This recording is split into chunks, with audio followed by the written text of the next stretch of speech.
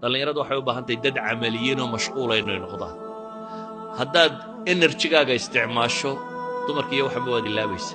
haddiise enerjigu intuu kugu kaydsamo maantao dhan aad maqaaxi fadhido sheekaynayso aanad waxba qabanin, cunnana aad dibirtay, fiidka markaad tagto guriga sawirraa indhahaaga hor yaacyaacya aan jirin,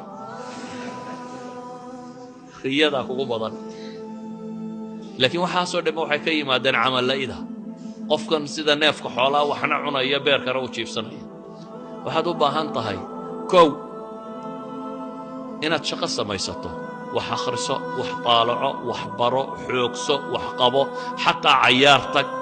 inanka galabta kubadda soo cayaaree dee isna aan salaadu ka tegin, caawa meel la qaban maayo iska seexanaya, u daallan yihi socanka maaha.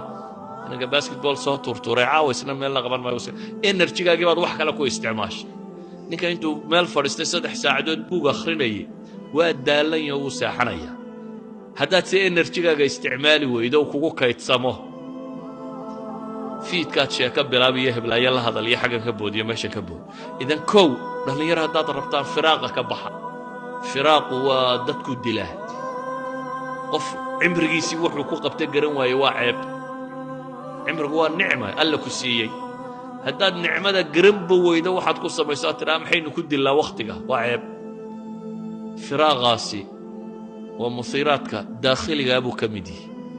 firaaqu markuu kugu tiro bato, cunnadu kugu tiro badato, hadday dee cunnadu kugu tiro badatona iyada iska yaree baa lagu yidhi. xataa yo maxay samee soom baa lagu yidhi. nin gaajoonaya dumarka ma fekero, marka la dhergo ayaa dumarka laga fekeraa. idan haddaad soontana waxaan waad ilaabaysaa. nebigu wuxuu uhi war dhallinyaroy guursada. haddaad taa awoodi weydaan dariiqa kale idin furane waa maxay buu nebigu leeyahay? dee waa sooma. dhalinyaro soomkiinu hadduu noqdo bil ka bil, ramadaantu unbaad sugtaan soo maaha. inta alla waafajiya ee ragga ay waa inta ramadaanta soonta. laakiin waxaa laynoo banneeyey inaynu khamiis soonno oo isniin soonno oo ayaamulbiidka soonno oo maalmo tiro badan oo sunana oo soo arooray soonno. waxaasoo dhammi waxa weeyaan litarbiyati alanfus, in laynugu rabbeeyo. ugu dambayn,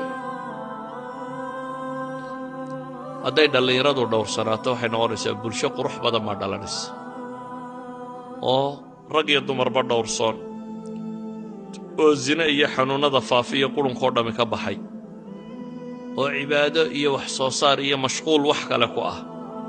waxaan ku soo koobayaa markaa nebi moxamed calayhi salaatu wasalaam ducooyinkiisii waxaa ka mid ahaa allahuma innii as'aluka, waxaa uu nebigu ku ducaysanayay allahuma innii as'aluka alhuda waaltuqa waalcafaafa waalghina. dhowrsooni buu ilaahay weydiisanayay, badiya inaa ilaahay subxaanah wa tacaala dhowrsooni weydiisataan.